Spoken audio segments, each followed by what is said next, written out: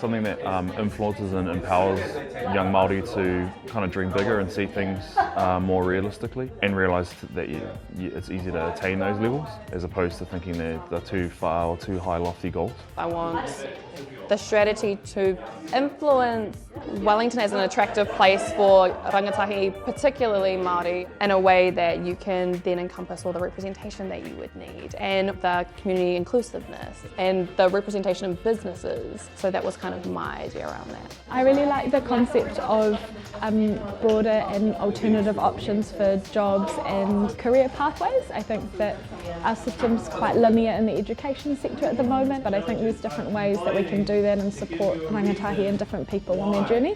We as a collective need to be working better as a collective. So obviously we have different iwi and mana whenua working here in Wellington and nationally, of course, but we need to work together and put aside our differences to be united in what we want. And another one was just collaboration and partnership with government, which is something that I see in my day-to-day, that they really struggle to understand us and understand why there is a need for partnership and collaboration and how to go about it. Creating networks in terms of where Māori can thrive into.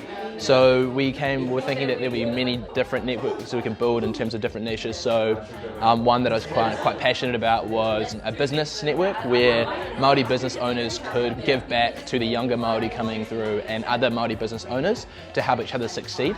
In the country that we're in, such a melting pot, using all kind of, I suppose, whakaaro in terms of the way we think and the way other people think from other countries as well, because there's so many genius ways of thinking that we don't adopt. There's potential in that essence in terms of thinking, and the sky's the limit really, yeah, we can do anything. I really see that now. I didn't see it before, but I see it now.